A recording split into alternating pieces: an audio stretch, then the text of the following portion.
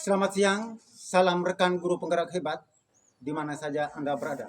Tergerak, bergerak, dan menggerakkan. Kembali hadir bersama saya, Marius Oscar Modipau, calon guru penggerak Angkatan 10 tahun 2024. Guru Sekolah Dasar SD Impres Raweka, asal Kabupaten Ende, Provinsi Nusa Tenggara Timur. Pada kali ini saya akan memaparkan video tentang aksi nyata dalam penerapan diseminasi budaya positif bersama rekan guru di Sekolah Dasar Impres Raweka. Selamat menyaksikan.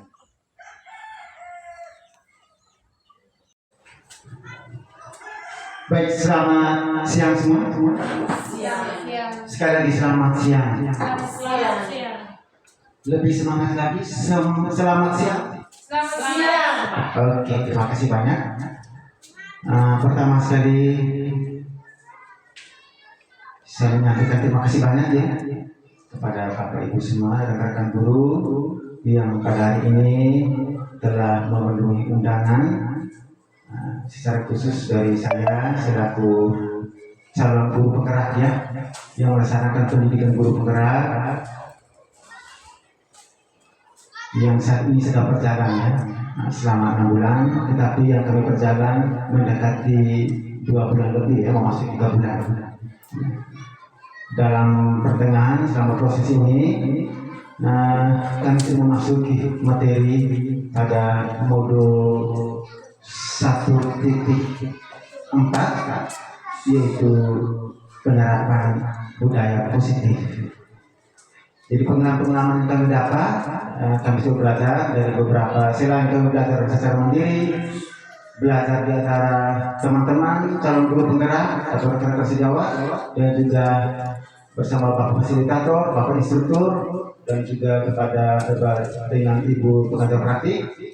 Begitu banyak pengalaman yang kami dapat ya, selama dalam pendidikan guru penggerak. Jadi sehingga pada kesempatan ini kami dapat berbagi bersama teman-teman. Selain kami berbagi, kami juga mau belajar dari teman-teman, ya, pengalaman-pengalaman dari Bapak Ibu semua ya, supaya koneksitas antara pengalaman yang kami dapat selama dalam pendidikan guru penggerak dengan pengalaman nyata yang Bapak Ibu sudah lakukan. Ya. Pada modul 1.4 ini kami semua ya, seluruh rekan-rekan sejawat calon guru penggerak akan melakukan aksi nyata. Aksi nyata langsung di sekolah kita masing-masing, di sekolah masing-masing. Yang tentunya pada hari ini adalah saya guru di sekolah kita di SD Raweka. Saya mau membagi pengalaman ini ya tentang diseminasi penerapan budaya positif ya. Mungkin sebentar kalau Bapak Ibu merasa bingung apa itu budaya positif, nanti sebentar ada materinya, nanti akan saya jelaskan ya. Nah, untuk itu sebelum saya mulai, saya berikan kesempatan kepada yang mewakili kepala sekolah untuk memberi sepatah kata dua sekaligus membuka acara, lalu acara berikut mungkin dengan doa ya. Oke, kepada Ibu yang mewakili kepala sekolah saya persilakan. Baik teman-teman, di sini saya mewakili kepala sekolah mau menyampaikan bahwa kita ketahui bersama kita berada di tempat ini di mana kita diundang oleh teman kita Marius Oscar Modipau sebagai calon guru penggerak. Jadi di sini sebentar kita akan mendengar oleh teman guru kita dalam pemaparan materi diseminasi penerapan budaya positif. Jadi untuk tidak berpanjang kata, kita minta kuasa Tuhan yang Maha Kuasa, saya membuka acara ini dengan resmi.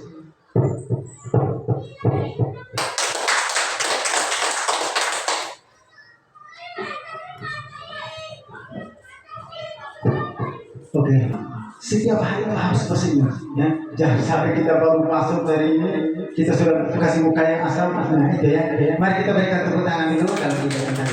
Oke, baik.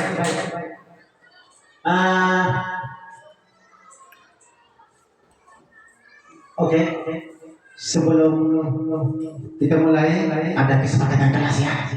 Nah, diwajib kesepakatan kelas. Nah, saya rasa kesepakatan kelas ini seperti ada di depan ya. Mungkin ada yang perlu kita tambahkan, saya persilakan ya kepada teman-teman. Ya. Kesepakatan kelas itu pertama doa bersama di awal dan di akhir kegiatan. Kedua, peserta aktif selama proses kegiatan. Iya. Berarti ada 6 ya? Iya. Ada 6 ya? Boleh kita saling membantu undangan. Pertama itu sepakat bersama kita ya. Pertama doa bersama di awal dan di akhir kegiatan ya. Yang kedua peserta aktif selama proses kegiatan berlangsung.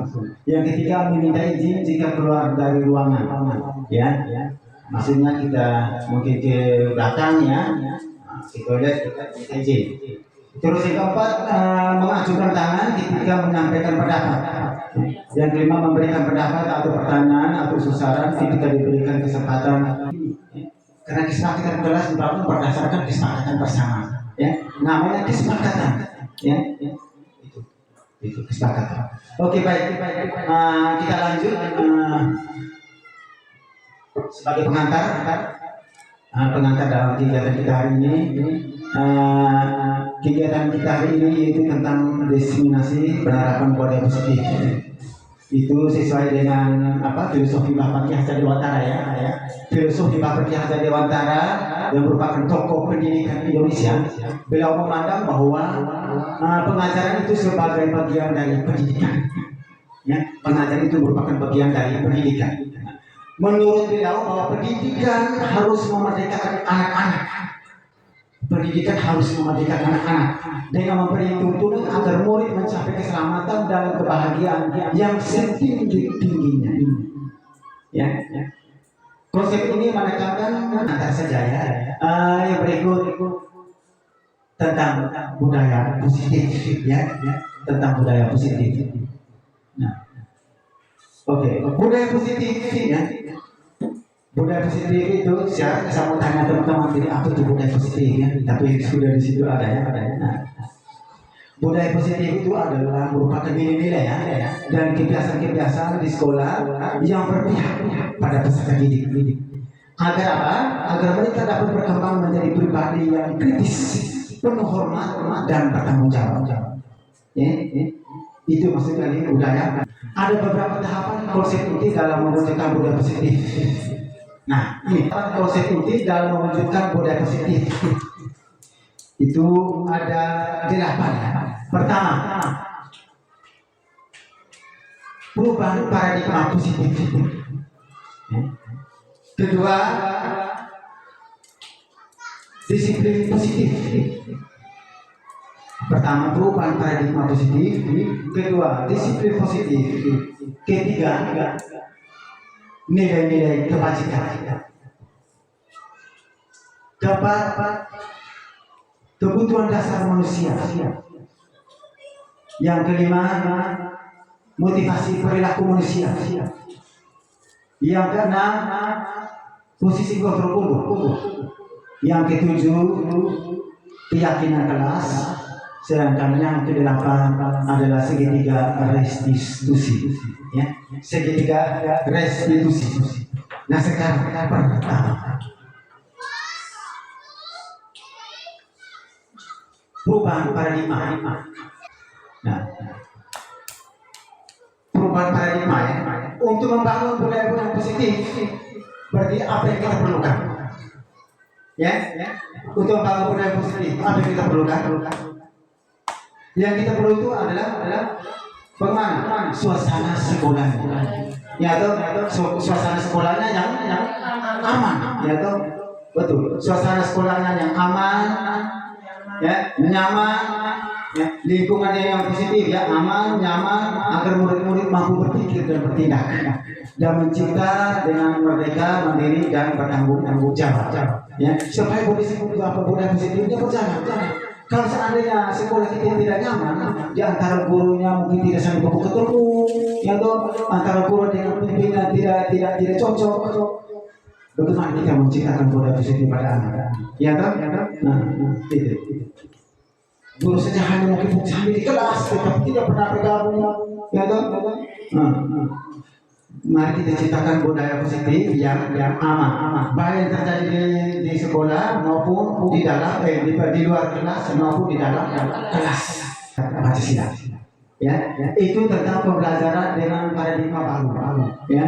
Nah, yang tuntutan kita sekarang itu pembelajaran yang sesuai dengan nilai-nilai profil pelajar Pancasila. Ya. Berikut.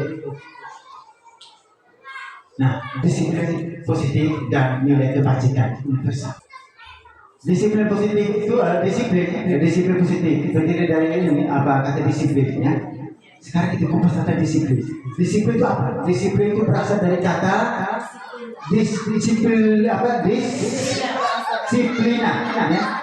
Disiplina. Ya langsung bahasa lurus ya, bukan bahasa Latinnya. Nah, yang artinya belajar, ya. Yang artinya belajar. Berarti disiplin mengacu pada disiplin diri yang memiliki tanggung jawab terhadap apa yang dilakukan berdasarkan nilai-nilai yang diyakini. Saya mau tanya teman-teman. Ya, Ibu Yuli bisa bantu menjawabnya. Kenapa Ibu Yuli itu tuh selalu datang tepat waktu ke sekolah?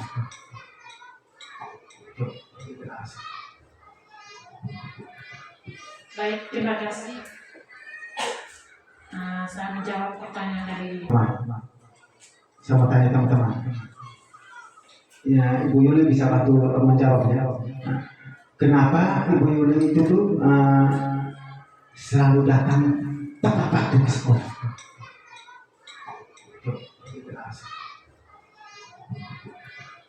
Baik, terima kasih. Saya menjawab pertanyaan dari tugas dan tanggung jawab saya sebagai guru harus melakukan disiplin waktu. Yang kedua, kedekatan rumah dengan sekolah. Ya, terima kasih. Oke, siapa yang lain? Begini bahwa disiplin yang maksud di sini itu disiplin diri ya, yang mengacu pada disiplin diri yang memiliki tanggung jawab terhadap apa yang dilakukan berdasarkan nilai-nilai yang kita yakini. Ya. Nilai-nilai yang kita yakini. Ini artinya bahwa disiplin ini tergerak atas dasar dari dalam diri kita. Ya. Dari dalam diri kita. Jangan sampai kita melakukan disiplin, kita melaksanakan disiplin itu karena merupakan tuntutan. Ya toh, tuntutan atau karena mungkin aturan kita sudah buat. Ya toh, karena jangan sampai kita hanya menjaga supaya jangan sampai ditegur oleh atasan. Biasanya dibutuhkan diri kita tuh kita datang lebih awal itu supaya takut ditegur oleh atasan. Itu pertama. Itu jujur itu tuh, benar tidak? Saya. Tetapi disiplin diri yang dimaksud di sini adalah bagaimana cara untuk kita dari dalam diri, ya. Ada kesadaran dari diri, ya. Kesadaran dari diri kita bahwa ini penting untuk saya, penting untuk diri saya. Nah, ini maksudnya saya mau berbagi kepada teman-teman itu untuk berbagi bagaimana cara kita memberikan budaya positif ya dengan nilai disiplin diri ini kepada anak-anak didik kita. Ya, jangan sampai mereka rajin kerja tugas itu karena takut. Ya, karena takut diperiksa oleh guru. Ya, takut kalau jangan sampai kalau saya kerja tugas tidak ada nilai. Ya, berikut nilai-nilai kebajikan. Nilai kebajikan. Dalam pembahasan tentang makna disiplin positif sebagai bentuk kontrol diri, yaitu belajar untuk kontrol diri agar dapat mencapai suatu tujuan mulia. Tujuan mulia di sini mengacu pada nilai-nilai atau prinsip mulia yang diambil seseorang. Ya, kita menamakan itu nilai-nilai tersebut sebagai nilai-nilai kebajikan. Ya, nilai kebajikan. Nilai yang kita harapkan itu nilai sesuai dengan profil belajar Pancasila. Ini. Tahu masih ingat? Program belajar Pancasila, nilai kebajikan. Nilai kebajikan yang kita harapkan itu sesuai program belajar Pancasila itu pertama beriman dan bertakwa kepada Tuhan Yang Maha Esa dan berakhlak mulia. Yang kedua itu mandiri.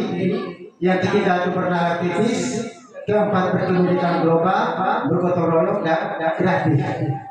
Nilai kebutuhan dasar manusia.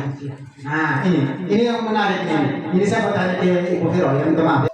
Kebutuhan dasar manusia. Nah ini yang menarik ini. Ini saya bertanya ke Ibu Vero yang minta maaf ya.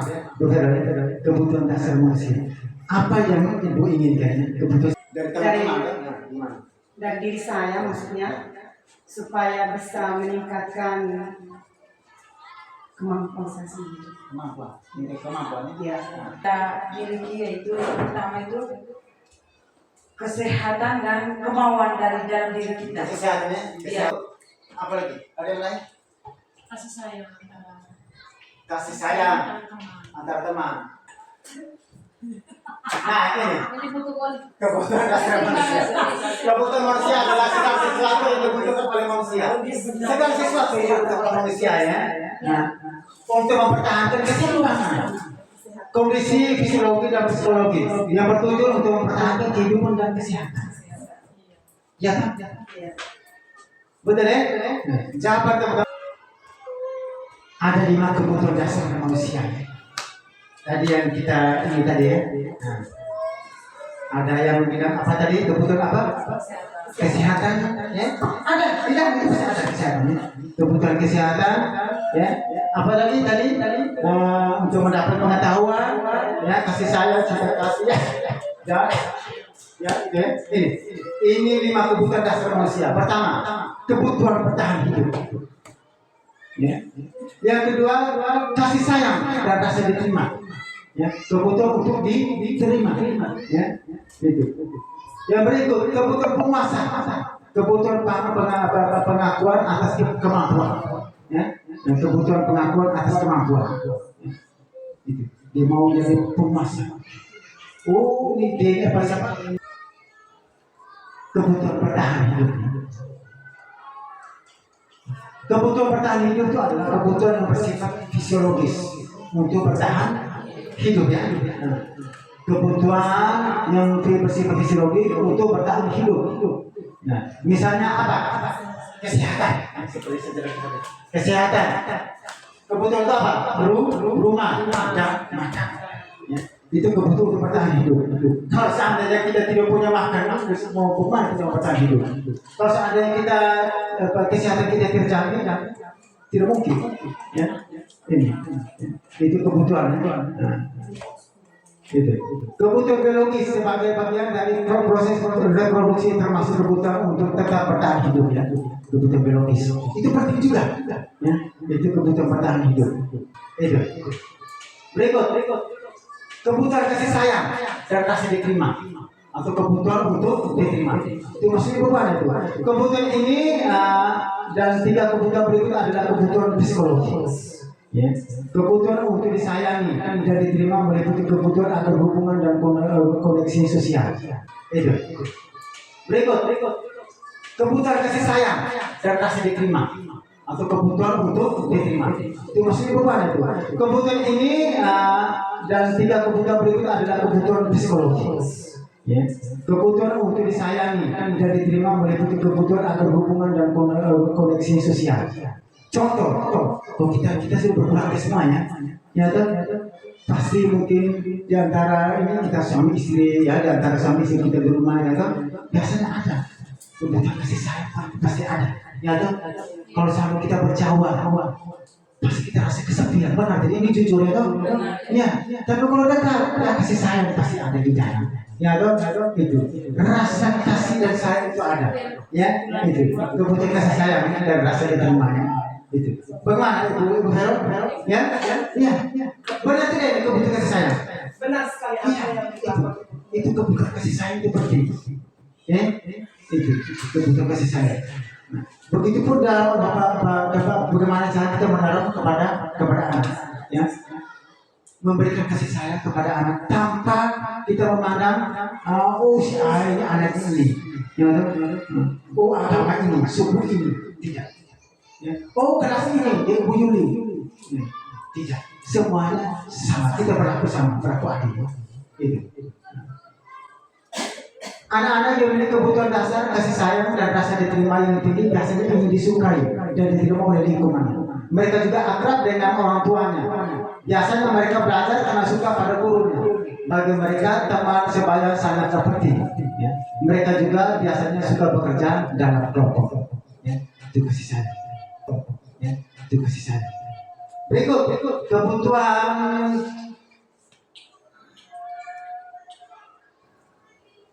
penguasa. Nah, kebutuhan penguasa atau pengakuan atas kemampuan. Dia menganggap berasa berbeda di kelas itu harus biasa. Selain guru balita itu, nomor 2 dia. Ya, nah itu. Kebutuhan ini berhubungan dari kekuatan untuk mencapai sesuatu, menjadi kompeten, menjadi terampil. Dia akui atas prestasi dan keterampilan. Bisa saja karena mungkin dia berpikir karena dia mampu di salah satu ya, dia mampu. Dia karena dia overthinking, apa istilah apa itu ya? Dia menganggap tidak ada itu. Dia menganggapnya tidak ada. Itu penguasa ini. Ya, penguasa. Ya, nah. Lanjut. Kebutuhan ini meliputi keinginan untuk dianggap berharga, bisa membuat perbedaan, bisa membuat pencapaian kompeten diakui, dihormati. Ini meliputi self-esteem dan keinginan untuk meninggalkan pengaruh. Anak-anak yang memiliki kebutuhan dasar akan penguasa yang tinggi biasanya selalu ingin menjadi pemimpin. Nah, seperti tadi ya, biasanya ingin menjadi pemimpin, yang penguasa itu. Baik jadi pemimpin. Nah, oleh karena itu, ketika kita temukan anak-anak di kelas, kita berikan kepercayaan untuk mereka. Ya, berikan kepercayaan untuk mereka. Ya, berikan kepercayaan. Ketua kelas misalnya, atau kebutuhan berikut, kebebasan atau kebutuhan akan pilihan. Nah, kebutuhan untuk bebas adalah kebutuhan akan kemandirian.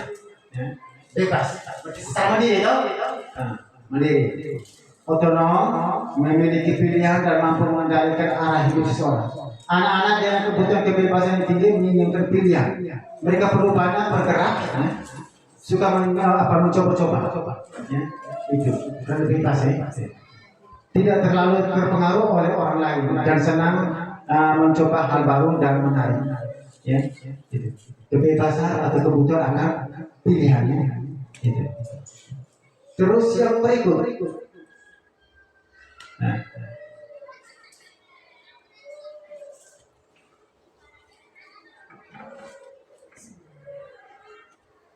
Nah, ya. Yang berikut kebutuhan kesenangannya. Ini kebutuhan terakhir dong. Ya, kesenangan atau kebutuhan untuk merasa senang. Kebutuhan atau kesenangan adalah kebutuhan untuk mencari kesenangan. Ya, bermain dan tertawa. Nah, bayangkan hidup tanpa kenikmatan apapun, betapa menyedihkan. Ya, anak-anak dengan kebutuhan dasar kesenangan yang tinggi biasanya ingin menikmati apa yang dilakukan. Mereka juga biasanya berkonsentrasi tinggi ya saat mengerjakan hal yang senang. Mereka suka permainan dan suka mengoleksi barang, suka bergurau, suka melucu. Nah sekarang pertanyaan saya, dari beberapa kebutuhan dasar tadi, yang menurut Bapak Ibu yang sesuai dengan perilaku kita ya, selain perilaku guru atau perilaku murid ya, kira apa? Mana itu? Rasa diterima, ya, kasih sayang rasa diterima ya, itu pasti kita rasakan itu ya kan? Kebutuhan ya, pasti kita rasakan itu, kasih sayang dan rasa diterima, ya kan? Tetapi tidak terlepas juga kesenangan ya, kesenangan, kebutuhan untuk merasa senang, ya toh itu pastilah, ya toh. Pasti kebutuhan bertahan hidup ya, itu kebutuhan bertahan hidup. Atau jangan sampai seringkali ada penguasa di dalam diri kita, ada sedikit ya kan, jujur saya tidak ada ya. Saya satu kali juga ada gitu, penguasanya ada di dalam ya kan. Karena saya menganggap bahwa saya itu mampu dalam bidang tertentu, biasanya saya mengambil diri terus oleh sebagai teman itu biasanya ini ya kan, jadi penguasa di situ. Itu mengajarkan teman-teman itu, pokoknya saya mau buat. Ya toh? Nah, ini. Teori motivasi, hukuman, penghargaan, dan restitusi. Seperti istilah tadi, ini yang penting nih. Ini sangat penting. Ini yang langsung dengan kita ini. Menurut dia ini, dosen, ada 3 motivasi perilaku manusia. Di antaranya itu motivasi perilaku manusia untuk menghindari yang tidak nyaman atau hukuman. Yang kedua, untuk mendapatkan imbalan atau penghargaan dari orang lain. Yang ketiga, untuk menjadi orang yang mereka inginkan dan menghargai diri sendiri dengan nilai-nilai yang mereka percaya. Dari 3 motivasi ini dia punya penjelasannya. Nah, pertama, untuk menghindari ketidaknyamanan atau hukuman. Ini adalah tingkat rendah ya dari motivasi perilaku manusia. Biasanya orang yang memotivasi perilakunya untuk menghindari hukuman atau ketidaknyamanan. Contohnya seperti apa? Orang melakukan sesuatu melakukan sesuatu itu karena takut mendapat hukuman. Contoh siswanya, siswa datang ke sekolah mengikuti apa kegiatan pendera itu dia mengenakan sepatu. Siswa yang kita harapkan sepatu apa hitam, kaos kaki putih, lengkap itu lengkap. Kenapa mereka berpakaian lengkap? Pada pertama mungkin mereka karena takut dihukum. Biasanya karena perilaku kita guru sebelum apa itu biasanya periksa. Periksa. Membedakan apa siswa. Siswa yang lengkap di sebelah kanan, siswa yang tidak lengkap di sebelah kiri. Siswa yang tidak di sebelah kiri itu dia berdiri di depan dekat panas. Biasanya begitu berarti anak itu secara tidak sadar bahwa dia melakukan sesuatu itu karena tekanan. Karena tekanan atau karena takut dihukum, menghindari dari hukuman. Itu. Kita harapkan sekarang itu adalah kita menanamkan budaya positif, supaya anak melakukan sesuatu itu tidak atas dasar karena mereka dapat tekanan dari guru atau siapapun, atau takut untuk mendapat hukuman. Itu. Ini yang kita tidak harapkan. Yang kedua, untuk mendapatkan imbalan atau penghargaan. Salah satu contoh, ini saya juga pernah berbuat begitu. Saya pernah berbuat begitu. Ketika anak belajar sebenarnya ketika saya jadi guru kelas itu biasanya kalau anak merasa bosan itu biasanya saya umpankan uang itu. Itu. Kalau kasih dia uang, semangat itu tuh. Kita juga merasa bahwa ini sudah berhasil. Berarti pembelajar hari ini berhasil. Anak sudah semangat. Ibu Vera, betul ya? Kita menganggap bahwa ini berhasil. Anak sudah semangat. Ketika kasih soal, anak kita sudah di depan. Berhasil. Oke, berhasil. Tetapi itu tidak bertahan lama. Pada saat itu dia berhasil. Tetapi apakah pulang ke rumah dia berhasil? Besoknya lagi, ketika kita mungkin ada uang, apakah berhasil? Itu menjadi pertanyaan kita. Tantangan untuk kita. Itu. Untuk mendapatkan imbalan. Yang berikut. Untuk menjadi orang yang mereka inginkan dan menghargai diri sendiri dengan nilai yang mereka percaya. Orang yang motivasi dia akan bertanya, saya akan menjadi orang yang seperti apa? Dia akan bertanya, saya akan menjadi orang seperti apa? Kalau saya lakukan ini, saya menjadi apa? Itu. Dia sendiri dia baca buku ini, tanpa ada suruh dari teman-teman lain. Baca buku. Tanpa didampingi oleh guru. Dia sendiri dia ambil secara ini dia spontan dia ambil buku dan baca. Dan dia bertanya ke dalam hatinya, ketika saya baca apa itu? Pasti dia merasa ketika saya baca berarti pengalaman saya dapat, saya bisa menceritakan kepada teman-teman. Isi teks baca berarti saya bisa ceritakan kepada teman-teman. Itu. Untuk menjadi orang yang mereka inginkan dan menghargai diri sendiri dengan nilai yang mereka percaya bahwa apa yang kita lakukan penting untuk diri. Penting untuk diri. Itu. Mereka melakukan sesuatu karena nilai-nilai yang mereka yakini dan dihargai, dan mereka melakukan karena mereka ingin menjadi orang yang melakukan nilai-nilai yang mereka yakini tersebut, ya, yang mereka yakini. Nah, sekarang pertanyaan, dari 3 motivasi tadi, ya, 3 motivasi, ya, ini yang sudah ada dalam diri Bapak Ibu, diri teman-teman itu yang mana? Motivasi yang mana? Jujur ya, coba. Ibu Vero, yang mana? Pada motivasi yang mana? Kalau untuk pribadinya saya itu di poin 1, ya, untuk menghindari ketidakadilan atau Berarti Ibu Vero berpikir bahwa selama ini kalau aku berarti sebagai hukuman ya. Ibu Messi. Oke, kita tepuk tangan dulu ya. Ya, Ibu Vero. Ada. Pada posisi mana itu?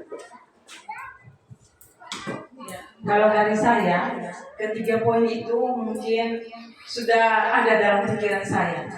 Ada Iya, semangat. ada semua ya. Oke.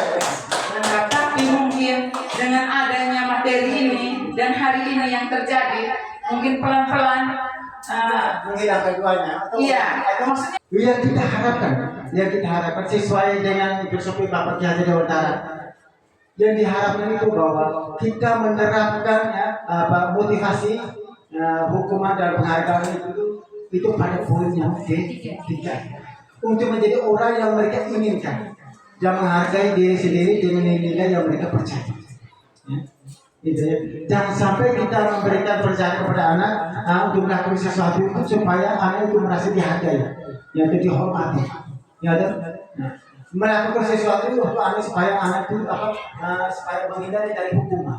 Tidak.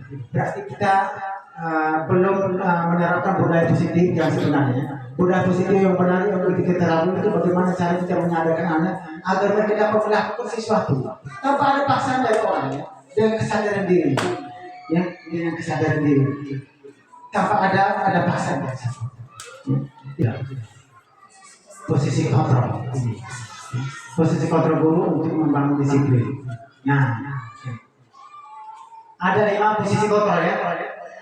5 posisi kontrol guru untuk membangun disiplin positif. Yang pertama, penghukum. Ini wajib kita belajar, ya. Ini penghukum. Pernah kita menjadi penghukum. Betul? Seorang penghukum menggunakan hukuman fisik atau verbal untuk mengendalikan perilaku. Biasanya dilakukan kita guru terhadap anak, ya. Guru dengan sikap seperti ini cenderung percaya bahwa satu-satunya cara untuk memastikan keberhasilan pembelajaran adalah dengan cara menghukum anak.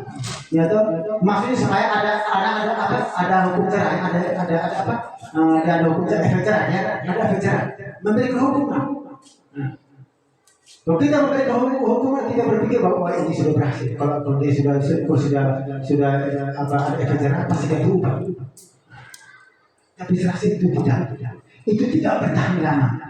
Penghukum itu bisa mengakibatkan ada kekebalan pada diri anak. Anak jadi kebal. Gitu. Kalau setiap hari menghukum sudah biasa. Ya sudah biasa. Ya tahu. Diberi hukum itu seperti ada lama-lama anak jadi kebal. Hukum itu sudah biasa, ya. Perasaan malu juga sudah biasa ada lagi. Ya tahu. Beda dengan anak yang belum pernah terhukum. Beda dengan anak yang belum pernah terhukum. Kita pukul sekali gitu. Iya, sebenarnya dia malu menangis. Dia menyesal. Ya. Itu sangat kita tidak diharapkan untuk kita terapkan ke anak, ya. Itu untuk kita terapkan anak. Tidak diharapkan. Terus berikut, pembuat merasa bersalah. Nah, ini. Pada posisi ini guru menggunakan kata-kata yang lembut untuk membuat orang lain merasa bersalah. Ini bisa masuk. Bisa kita lakukan, ya.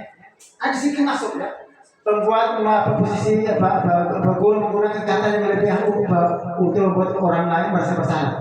Fokusnya pada anak, ya, membuat anak itu merasa bersalah atau rendah diri. Mereka mungkin mengatakan hal seperti ibu sangat kecewa dengan kami. Kata itu saja, tuh. Ketika anak melakukan kesalahan kita langsung sangat kecewa dengan kamu. Ya. Ibu sudah percaya dengan kamu hari ini, tapi kenapa kamu tidak datang lebih awal? Ya. Ibu benar-benar kecewa, langsung percaya dengan kamu karena ibu tahu bahwa dalam diri kamu itu ada kamu mampu, kamu lebih dari orang lain. Ya ada? Bisa kan? Nah, berarti dia merasa dia juga kecewa, dia tidak kecewa. Ya kan? Dia merasa dikecilkan apa? Dia juga. Ya, karena kita hubungannya dengan masalah, ketimbang dengan pukul. Ya kan? Seringkali kita orang begini dia sendiri anak itu, dia sendiri. Dia pasti berubah, tetapi perlahan-lahan kita terbiasa seperti itu. Ya, itu. Pada kali ini dapat menyebabkan siswa merasa tidak berharga dan mengecewakan orang-orang yang mereka sayangi. Ya, itu. Walaupun mereka merasa diri tidak dihargai, tetapi dalam diri pada kecilnya itu merasa bahwa, oh ada ini. Nah, tidak mendapat hukuman, itu. Terus yang berikut. Teman. Cara pada saya sebagai teman. Ini, ya, terkadang kita jarang melakukan ini, atau jarang melakukan, tetapi kita tidak menyadari, bahwa apa yang saya lakukan dia berarti posisi sebagai teman. Ya. Guru dan posisi teman menggunakan persuasi dan hubungan baik untuk mempengaruhi perilaku. Mereka bisa menggunakan humor dan hubungan yang baik dengan siswa untuk mencapai tujuan mereka. Namun ada risiko siswa menjadi tergantung pada guru tertentu dan merasa kecewa jika guru tersebut tidak membantu. Ya. Mungkin hari ini dia senang, ya toh, berarti kita bisa membantu mereka, ya toh.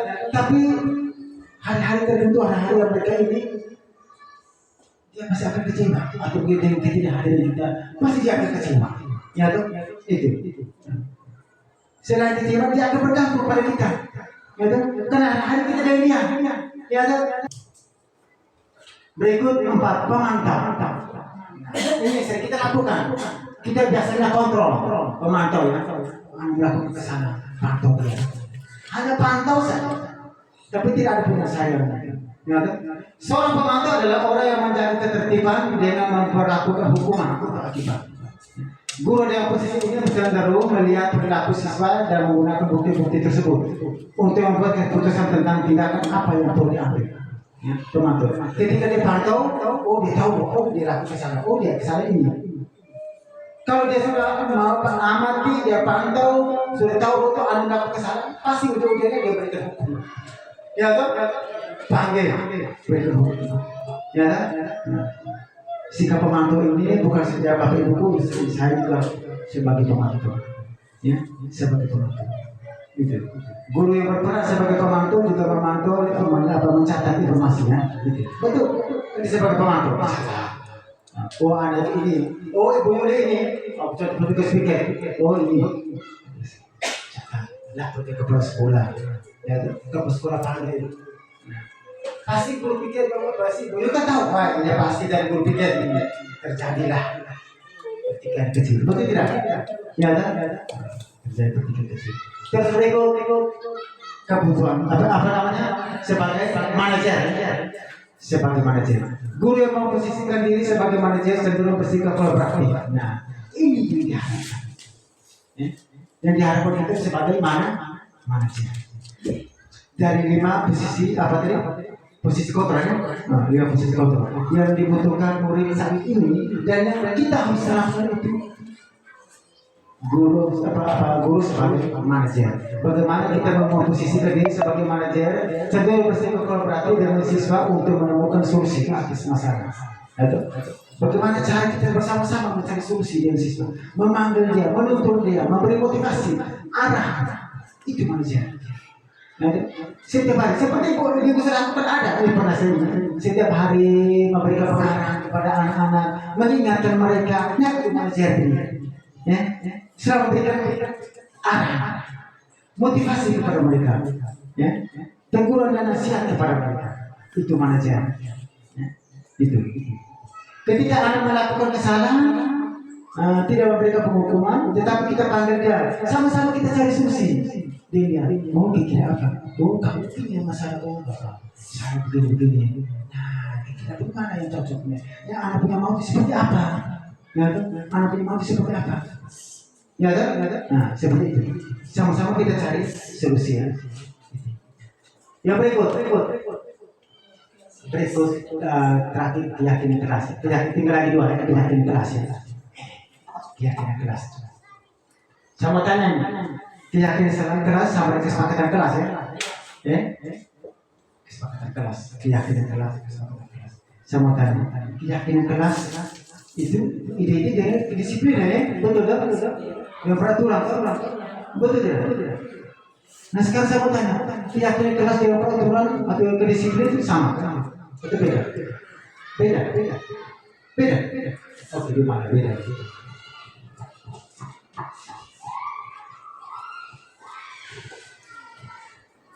Kalau menurut saya keyakinan kelas bahwa kita yakin dan percaya bahwa apapun kesepakatan kita tuh dapat kita laksanakan. Keyakinan keras ya. Iya. Iya. Hampir. Siapa tanya? Bagus.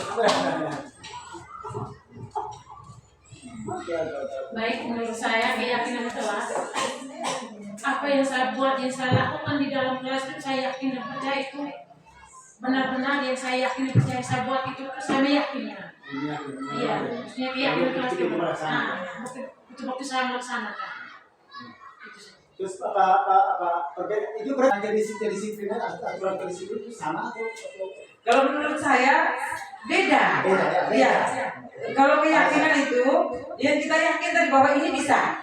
Terus kalau peraturan itu yang kita buat dan kita menarik. Oke. Menarik sekali ini. Kalau dari pribadinya saya, keyakinan kelas dengan kesadaran anak di kelas yang sesuai dengan kesepakatan kelas kita. Itu saja.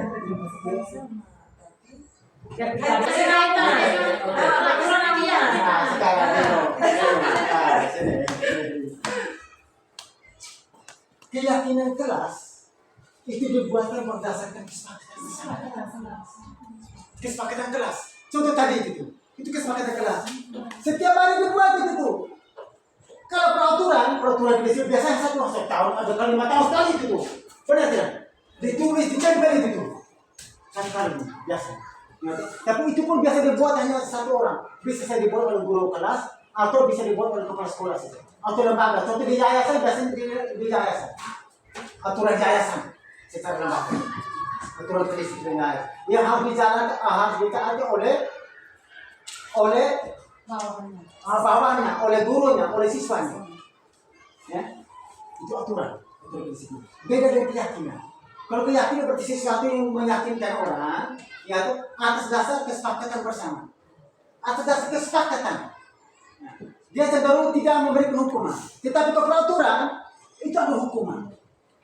Ya toh, saya tidak hari hukuman dari yayasan hukuman, kau gaji dipotong. Betul tidak? Gaji dipotong. Benar tidak? Ternyata terlambat. Kalau makanya mereka tuh bagaimana caranya harus cepat untuk dapat pencetik itu daftar hadir itu. Ya toh? Itu. Terlambat detik itu terlambat gaji itu dipotong. Berarti itu apa? Itu keyakinan kelas atau peraturan? Itu yang dibuat oleh yayasan. Itu. Hukumannya gajinya dipotong. Tapi keyakinan kelas itu dibuat kepada kesepakatan. Pada saat itu secara terus-menerus kita tawarkan kepada anak. Selama persetujuan belajar, walaupun keyakinan kelas ada kita tawarkan lagi. Besok kita pikir bagaimana anak dengan keyakinan kelas kita buat mungkin ada pendapat lain yang hari ini ada yang lain lagi. Ya, sesuai dengan keinginan siswa. Tetapi yang mau yang hal positif, yang positif, keyakinan kelas yang positif. Ya, keyakinan kelas ada nilai kebajikan atau prinsip-prinsip universal yang disepakati bersama secara universal. Lepas dari latar belakang suku, negara, bahasa maupun agama. Suatu keyakinan akan lebih memotivasi seseorang dari dalam, intrinsik, dari dalam diri, timbul dari dalam diri, bukan secara internal, bukan di luar, secara intrinsik dari dalam, terjadi di dalam. Seseorang akan lebih bersemangat untuk menjalankan keyakinan daripada hanya sekedar mengikuti serangkaian peraturan. Mereka lebih semangat menjalankan keyakinan daripada dengan peraturan. Peraturan mereka tahu ada hukuman. Ya, ada hukum. Tapi kalau ini tidak, Ini tidak mungkin. Sedangkan peraturan kelas atau disiplin itu bersifat kontrak belajar ya. Itu kontrak belajar yang di dalamnya mencantumkan larangan-larangan dan sanksi-sanksi. Nyata pasti ada larangan-larangan dan sanksi-sanksi yang dapat menciptakan atmosfer yang kurang positif. Ya, siswa juga rasa takut. Siswa melaksanakan tetapi karena ada tekanan, ternyata tekanan, karena ada tuntutan. Ya. Itu tidak membelajar kepada anak untuk bisa mengatakan. Tetapi kita membiasakan anak untuk melaksanakan sesuatu itu karena ada rasa takut. Itu. Berikut lanjut. Nah, ini cara membuat keyakinan kelas ya. Kalau ibu sudah di kelas masing-masing, cara membuat keyakinan kelas seperti ini. Ini berdiskusi tentang peraturan. Beri kesempatan kepada anak. Ya. Beri kesempatan kepada anak untuk mereka buka pikiran. Kira apa mau mereka? Mereka untuk berpikir beberapa menit. Ya. Setelah mereka berpikir, oh keinginan saya ini, baru menyusul sudah menjadi keyakinan. Ya. Susul menjadi keyakinan. Setelah peraturan itu sudah susul, menjadi keyakinan keras, baru itu dijanjikan seperti tadi.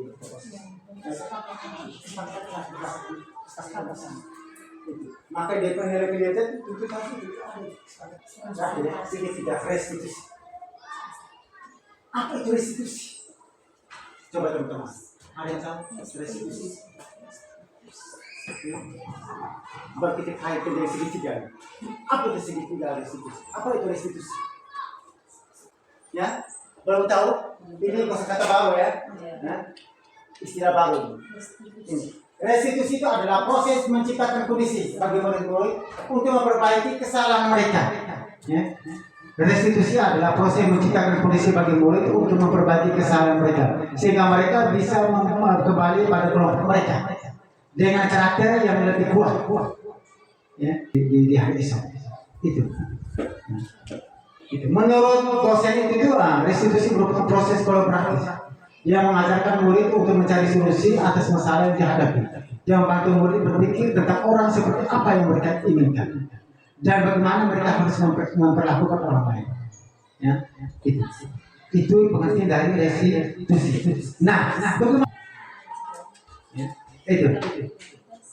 Ada 3 tahapan dalam segitiga restitusi. Tahapan pertama itu tahapan menstabilkan identitas.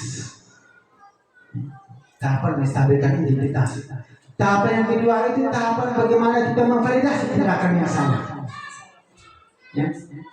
Tahapan yang ketiga itu tahapan menanyakan keyakinan. Keyakinan kelas kita sudah buat tadi itu. Ya, kita sudah buat bersama siswa tadi. Ya. Ketika anak melakukan kesalahan, berarti pasti ada di dalam keyakinan kelas ada langkah. Ya. Kita mengajar mereka akan kembali pada keyakinan kelas. Ya. Bahwa mereka tahu, oh, saya langkah ini jadi ini. Oh, pas saya melakukan ini berarti langkah ini. Ya. Ini ada 3 tahapan dalam segitiga restitusi. Ini tahap penyelesaian kita. Bagaimana cara kita menyelesaikan suatu masalah yang sering kita hadapi bersama murid. Ya, ketika murid melakukan kesalahan, cara penyelesaian seperti ini. Ada 3. Pertama, bagaimana cara kita menstabilkan identitas. Yang kedua, validasi tindakan yang salah. Yang ketiga, menanyakan keyakinan. Nah, bagaimana cara kita menstabilkan identitas? Ya. Dengan melakukan pertanyaan-pertanyaan, memanggil si anak, ya, memanggil si anak secara empat mata dan menanyakan, ya, kita semua akan melakukan beberapa hal yang terbaik yang bisa kita lakukan, ya, toh? Kita semua akan melakukan hal terbaik yang bisa kita lakukan. Walaupun kita merasa bahwa anak ini melakukan kesalahan, ya, toh? Melakukan kesalahan, tapi kita bagaimana redaksi kalimat kita untuk bagaimana membagikan rasa percaya diri dia, toh? Supaya dia tidak merasa benar-benar bersalah dalam dirinya. Ya, itu masalah identitas. Yang kedua, validasi tindakan yang salah. Semua perilaku memiliki alasan. Bahwa apa yang Anda lakukan itu pasti ada alasan. Seperti yang kita contohkan tadi. Ya, tanya mereka. Kira apa anak? Bangun terus. Apa? Yang sampai anak tidak kerja tugas. Pasti ada alasan. Ya, nah. Yang berikut menanya keyakinan. Nah, menanya keyakinan. Kita semua memiliki motivasi internal. Ya, menanya keyakinan. Kira-kira apa yang dia lakukan? Ya. Kalau dia lakukan kesalahan itu, kira-kira apa yang dia sudah lakukan? Keyakinan apa yang kita sudah sepakati bersama yang dia lakukan? Ya tak? Nah, baru kita memberikan arahan. Oh, kalau ini tidak baik ini yang anak harus lakukan itu. Nah, ini penjelasannya tahap segitiga resolusi dalam menstabilkan aktivitas. Pertanyaan-pertanyaan yang biasa yang mungkin akan kita lontar kepada anak ya, yang akan kita praktik pada anak seperti ini. Berbuat salah itu tidak apa-apa. Ya, nah, menstabilkan identitas. Terus menanyakan dia, kira-kira apa? Alasan apa? Sehingga dia akan didapat. Kalau menanyakan alasan, berarti sudah divalidasi tindakan. Ya, validasi tindakan yang salah. Kira-kira anak datang terlambat, kenapa? Anak tidak bawa bakal itu kenapa? Mungkin anak punya alasan. Oh, kenapa? Itu kasihan tuh. Kasihan. Ketika kita sudah berikan hukuman, tidak kasih dia makan. Yang anak boleh makan, kalau anak yang bawa bakal, yang tidak bawa bakal itu tidak makan. Sementara dia punya alasan. Dia punya alasan. Itu kasihan. Terus menanyakan keyakinan. Menanyakan keyakinan berarti kita mengaitkan kesalahan dia itu dengan keyakinan yang kita sudah buat. Ya, keyakinan kelas itu sesuai kesepakatan kita kaitkan. Oh, kira-kira anda yang melakukan kesalahan ini apa yang dia lakukan, yang dia sudah lakukan? Ya, itu. Keyakinan apa yang dia sudah lakukan? Contoh, kalau dia memukul teman sampai berdarah, berarti keyakinan apa yang dia sudah lakukan? Berarti keyakinan mungkin dia tidak menghargai teman. Ya, memukul teman itu berarti sudah tidak menghargai teman. Ya, nah, itu. Datang terlambat berarti nilai kedisiplinan yang dia sudah lakukan. Itu ya. Bagaimana cara kita menyelesaikan masalah dengan posisi segitiga restitusi. Yang pertama menstabilkan identitas, yang kedua validasi tindakan yang salah, dan yang ketiga itu menanyakan keyakinan. Seperti contohnya yang kita praktik, yang saya praktik beberapa minggu lalu ya, itu cara yang kita menyelesaikan masalah bersama anak. Kita ini seperti ini, ya kan? Nah, kalau anak selalu datang terlambat, nanti anak kesalahan kemarin dia materi pembelajaran, anak pasti akan terlambat. Nah, itu. Saya rasa mungkin itu saja ya. Ini materi terakhir dalam penerapan segitiga restitusi. Mungkin saya rasa kurang dan lebihnya. Ada pertanyaan-pertanyaan yang mungkin kurang lengkap, saya persilakan kepada Bapak Ibu untuk bertanya. Mulai dari materi pertama ya. Materi pertama tentang paradigma ya. Nah, belajar paradigma sampai pada materi yang ke-8 itu penerapan segitiga restitusi. Kepada Bapak Ibu saya persilakan. Mungkin ada pertanyaan. Ada hal-hal lain lagi. Coba, silakan. Apa yang perlu dipahami dalam ya. Baik, terima kasih Bapak CGP dan teman-teman guru semua untuk kegiatan akhir ini. Dari materi yang kita terima dari tadi, itu semua sudah merupakan tanggung jawab dan sesuatu yang seorang guru dan siswa lakukan di sekolah. Nah, untuk melaksanakan semuanya itu, dari tadi sampai pikir begini, kalau itu kita laksanakan, tidak diimbangi yang pertama itu kita minta kuasa Tuhan untuk selalu menguatkan kita, memberi penyemangat untuk kita dalam melaksanakan segala sesuatu. Karena peraturan-peraturan itu yang kita buat. Dan saya rasa tadi di awal sudah kita ketahui bersama bahwa untuk melakukan perubahan-perubahan tidak segampang membalikkan telapak tangan. Ya, tidak butuh proses. Dan proses itu tidak datang dengan semudahnya. Tanpa perjuangan tanpa dukungan doa dari Yang Maha Kuasa. Ya. Dan jadi segala sesuatu keberhasilan ataupun kegagalan semuanya kita serahkan kepada Yang Kuasa, yaitu ora et labora, bekerja dan berdoa. Selamat siang. Baik, tiap kita tepuk tangan ya. Saya bisa mengambil sebuah kesimpulan bahwa segala sesuatu itu jangan sampai kita betul-betul pasrah ya, sikap pasrah. Segala sesuatu kita serahkan kepada yang Tuhan. Tetapi bagaimana perjuangan kita ya, sampai kita berjuang ya. Saya lebih tertarik ya, bagaimana kita mau berjuang, belajar ya dari hal-hal yang tidak pernah kita biasa lakukan. Ya, mari saya mengharap kepada yang kita sudah dapatkan ini, saya juga lebih merasa bahwa saya tidak berhebat amat.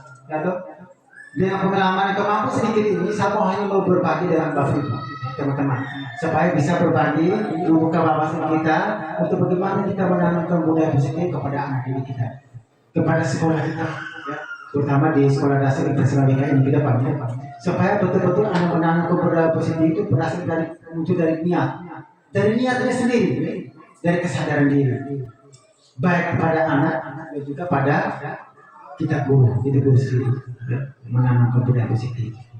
Mungkin saya rasa itu saja, dari teman-teman lain tidak ada. Saya rasa sudah cukup ya. Oke, itu saja, sekian dan terima kasih.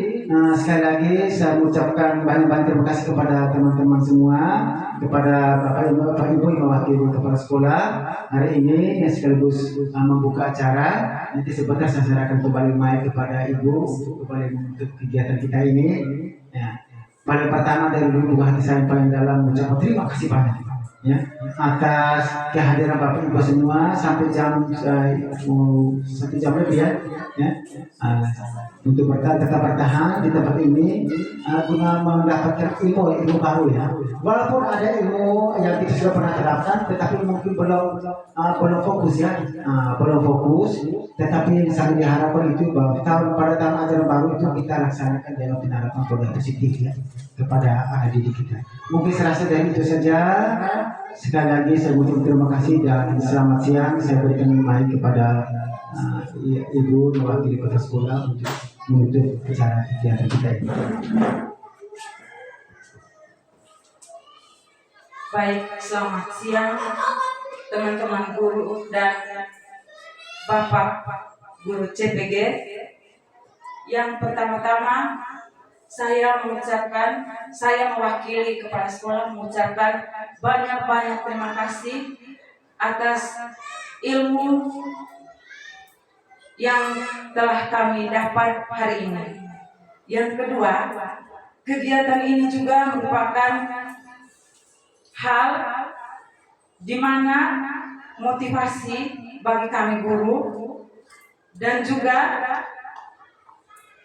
penunjuk ketika kami nanti untuk menjadi calon guru penggerak, bahwa kami sudah tahu bahwa alur-alurnya sudah seperti ini yang kami harus laksanakan nanti.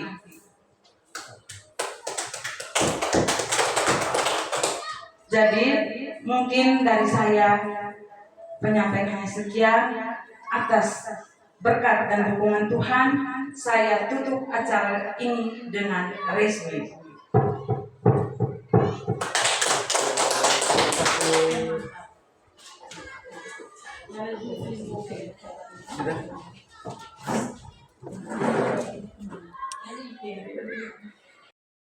Selamat siang dan salam sejahtera guru penggerak hebat. Demikianlah video aksi nyata saya tentang diseminasi budaya positif bersama rekan sejawat di Sekolah Dasar Impresrawika, Kabupaten Ende, Provinsi Nusa Tenggara Timur. Semoga video ini dapat bermanfaat bagi rekan guru semuanya di mana saja berada. Sekian dan terima kasih. Salam rekan guru penggerak hebat.